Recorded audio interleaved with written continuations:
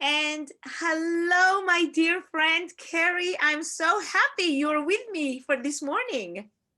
I am excited and honored too. Thank you for having me today. It is absolutely my pleasure. So, friends, I have a special guest here today. I met this beautiful soul just about a year ago. Would you say that, Keri, about a year ago?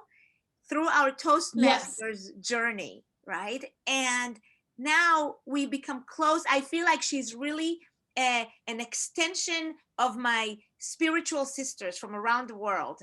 And I want to tell you, friends, whoever you are, if you're listening right now, either on Keri's Facebook page, on mine, we are live, and I'm excited to share with you this beautiful person. So here we go. We have a little introduction to Keri. Keri is and first of all, besides the fact that she's my friend, I'm actually, something here is happening here, and I have lost this. Hold on a second. She is a coach, a spiritual coach. She uses positive psychology. She has absolutely wealth of information that she's going to lead us through. As you can see on the Facebook, I posted all of her bios, but now I want to jump right into this amazing conversation and have you join us. If you have questions, you can maybe even text it to me and I could ask Keri this question. So first of all, Keri, welcome. I'm glad you're here. And tell us about what inspired you to be a coach and to serve other people, finding the balance between body, mind, and soul. Well, I would have to say it's been a long journey. But what It's really, always. yes. So I was that really quiet, shy, introverted child. And I was a late speaker, but in the sense of in my youth, I didn't really speak until later on, like 2 or 3. And then I was very quiet, shy, introverted throughout my childhood. And I didn't realize it, but I never really felt joyful and happy most of the time. And I didn't really know why. I just thought, that's the way life was. That's how everyone felt. And it wasn't until college when I met a boy and I started dating him, and he started talking to me about his feelings and his struggles and through depression and anxiety and through high school. And I realized him speaking to me about his emotions and his thoughts were exactly what I had felt my entire life, but I never even put a word to it.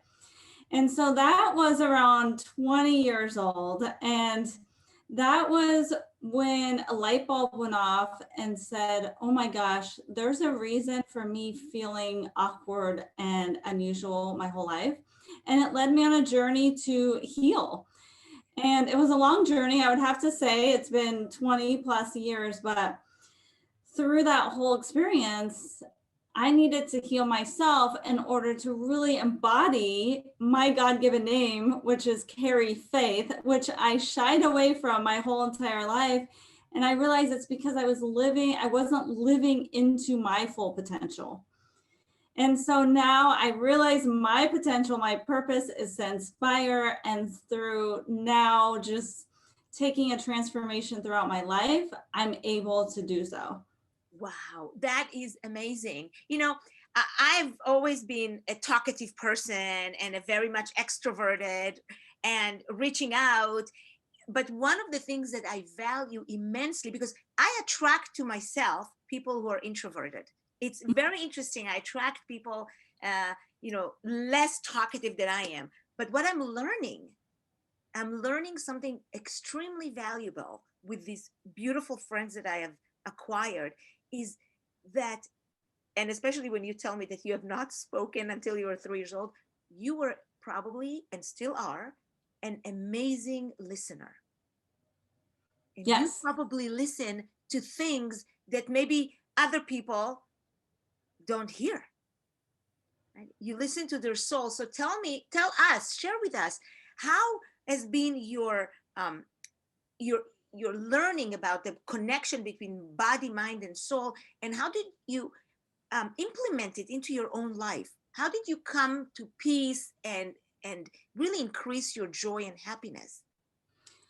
Well, like I said, it's been a long journey, but at the time where I really self-diagnosed myself with depression in college, it was, I think, my sophomore year in college. I was at the University of Colorado in Boulder. If there's any Coloradans out there or former Buffaloes, I took a course called meditation. So I was that, like, I wanted to get credits for the least amount of work type of person. And so meditation seemed really intriguing. I didn't really know anything about it. I still have the book from the course on my bookshelf. And that was really the eye opener because this was the 1990s. You know, I didn't grow up with this idea of meditation, but that was the first introduction. And we had a guest speaker one week, and she was a psychotherapist, I believe. And she led us through this guided meditation, and it was a cold winter day outside. And I remember just something struck me with her and her guided meditation. And she left her contact information. And that was my nudge to get the professional help that I needed through traditional therapy. But she also led through spirit and intuition, through hypnosis and visualization to heal, and led all these workshops around spirituality, connecting with universal energy. And that's kind of when I was activated, I would say, or just opened up to my ability and alternative abilities to heal with the traditional therapy. And so that's when it began, the journey. Wow. I just, as a Jewish person, and talking about just your name, faith is wow. It's so powerful because having faith is paramount to who we become, to have a faith in ourselves, but also to me as a Jewish practicing person, having a faith in the universe and having a faith in that which we don't necessarily see, right? And to do that, we have to trust 100% that things Yes. will be okay, right?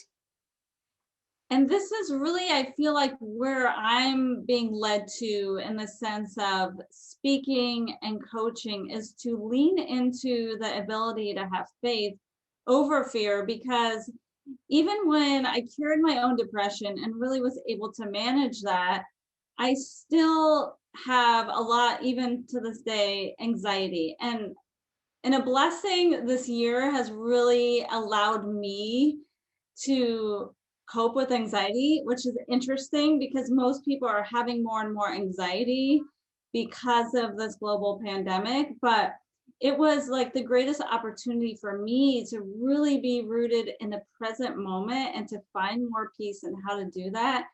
And the antidote to fear is faith, right? And living in fear is what causes anxiety. So it just is this whole rounded, holistic approach that I am here to share and to help and guide people through, I feel.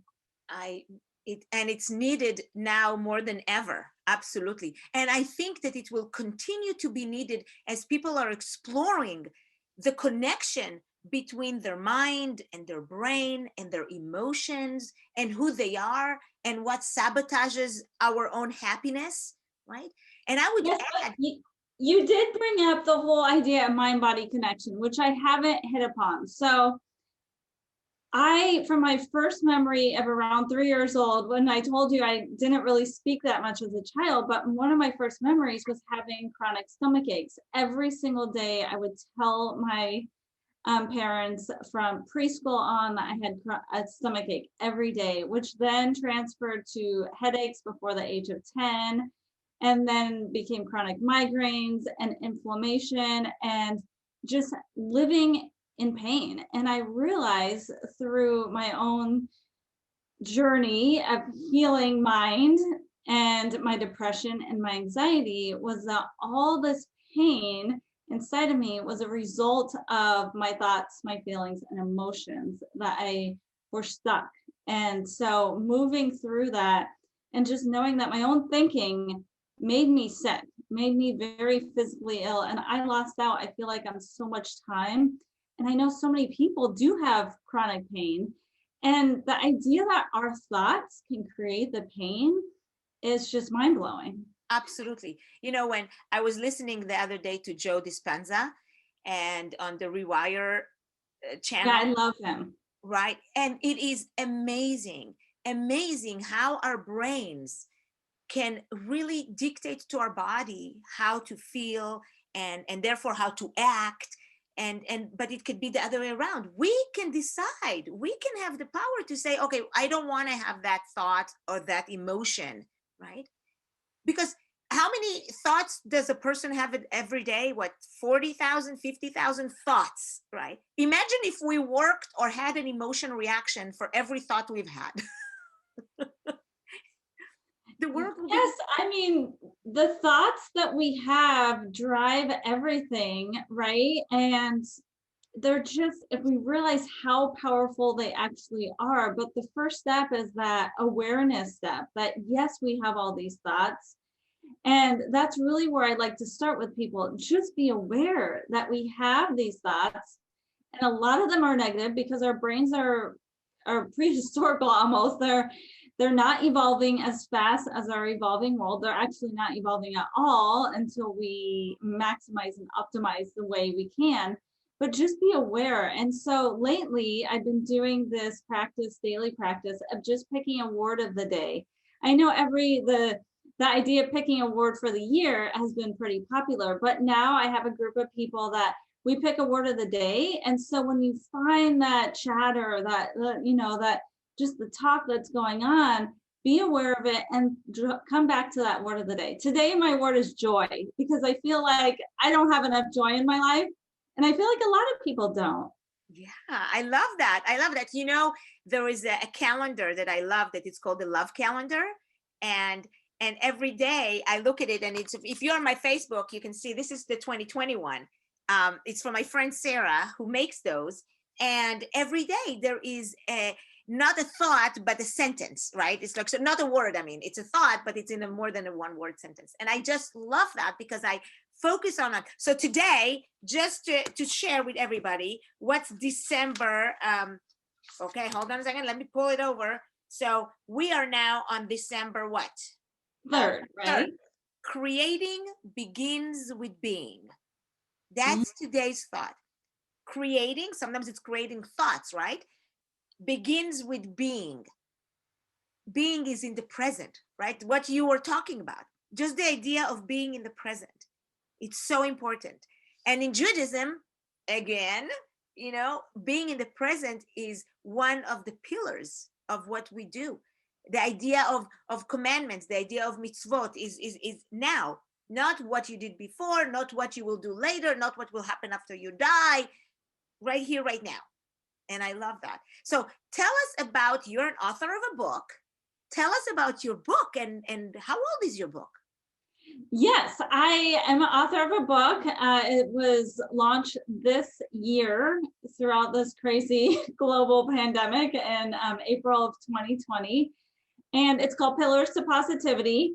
Pillars of And Positivity. it's part memoir and part self-development because it was an imperative part of my own journey, I feel like, to share some of those stories, because I know a lot of people are out there and they're stuck or suffering or don't even know that they have pain or depression or anxiety. So there are some juicy stories in there, but also it's a framework to live a more positive life. And I personally found it through making progress and leaning into my human strengths, which is what I learned at the age of 40, going back to college at 39 and finding positive psychology. The month that I turned 40, I was taking this course. And that was another pivotal moment because I realized that my focus all along was on my weaknesses instead of my strengths. And once I did that, like, everything changed. It's just that 2 millimeter shift. that you can say a lot of stuff is going wrong and I've had a lot of pain and suffering or experiences in my life, but what can I do and what's the meaning behind this? So that's why I wrote the book.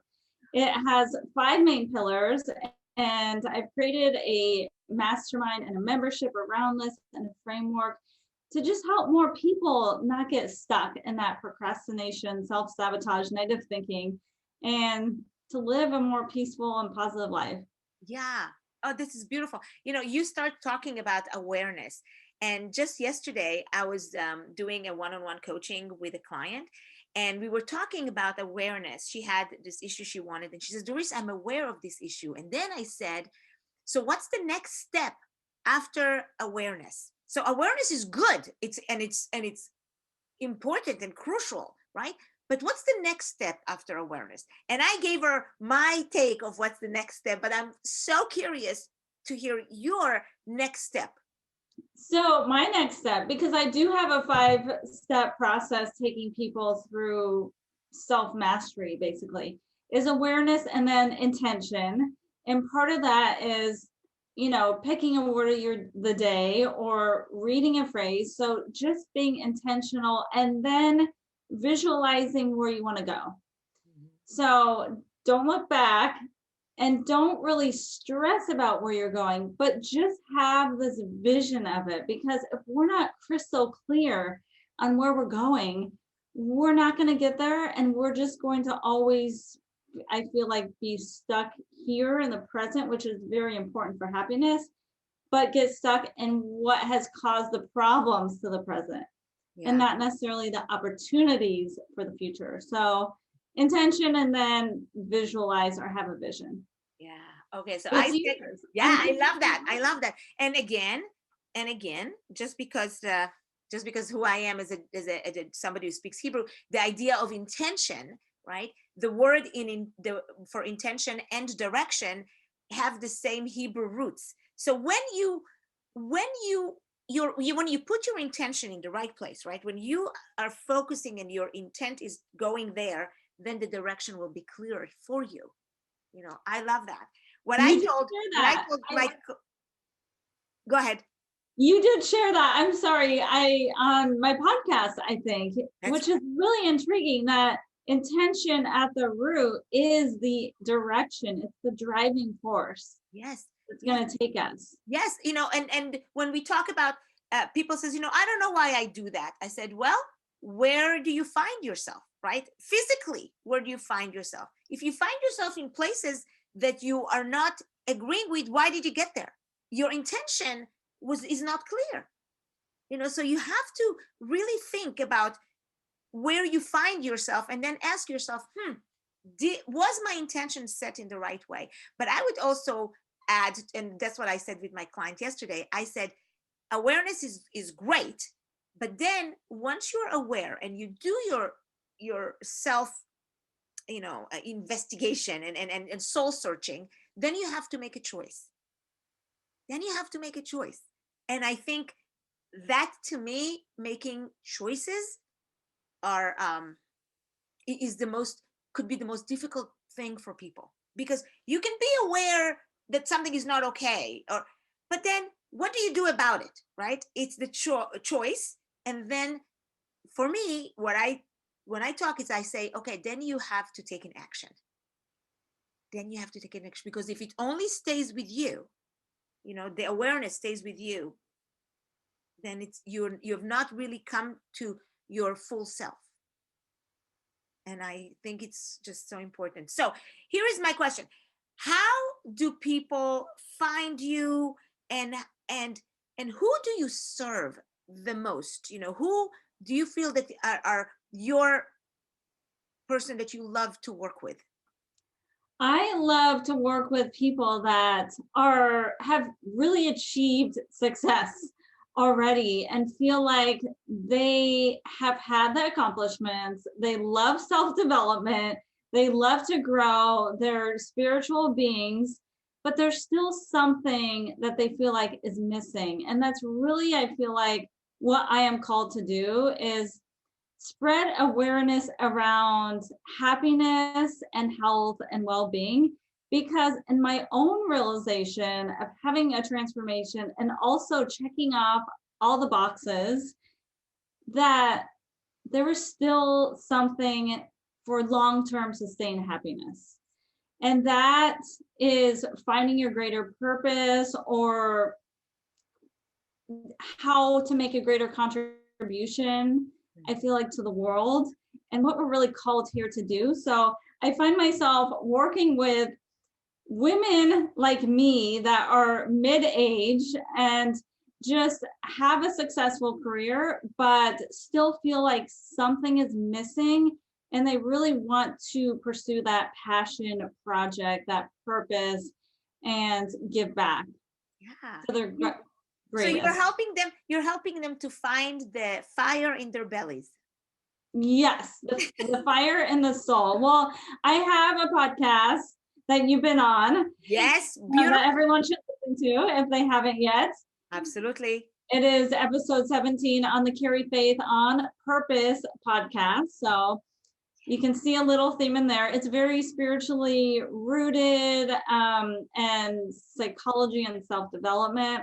Yes, we will add that to the notes when we put it on our podcast, so the listeners and the viewers can actually watch it and listen to it and find you. So tell us about your Facebook group and all these beautiful things you're doing there.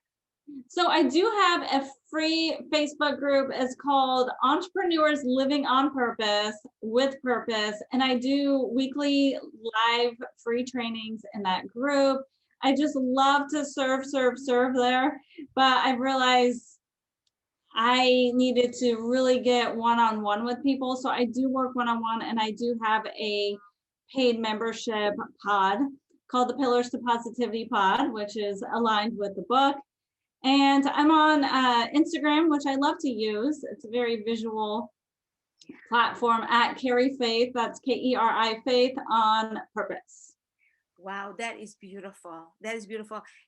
Just looking at you, and, because the listeners cannot see you, but you have this beautiful light in your eyes when you talk about this, and it really lights you from within. And I think when you do that, then you are authentically you. And that's when people gravitate, because they say, we want to be around people who are authentic, who are not just speaking about it, but who are actually living it, either from their past experience or because they just want to give to other people something that they have had and grew up with, that they want to part to other people. And we want to make this world a better place.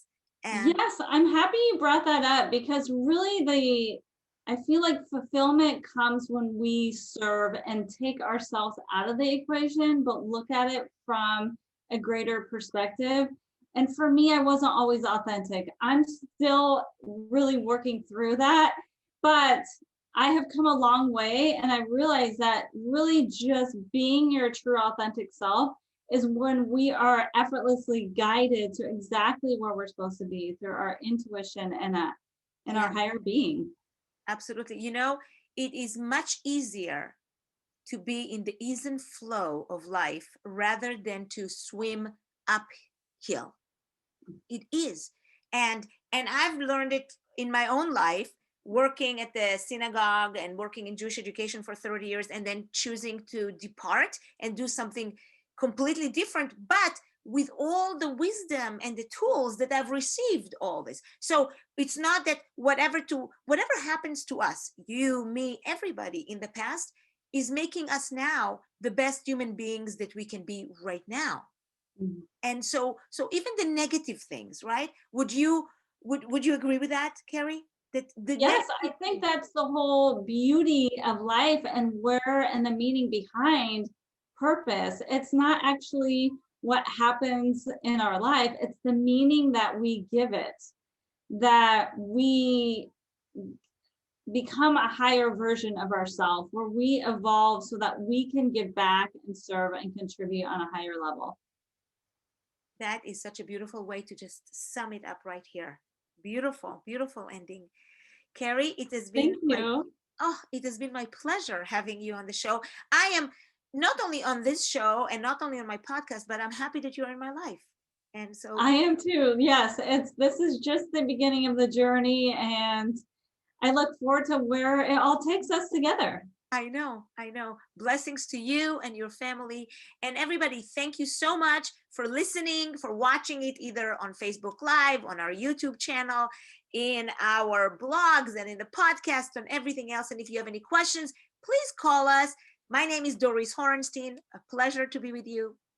God bless.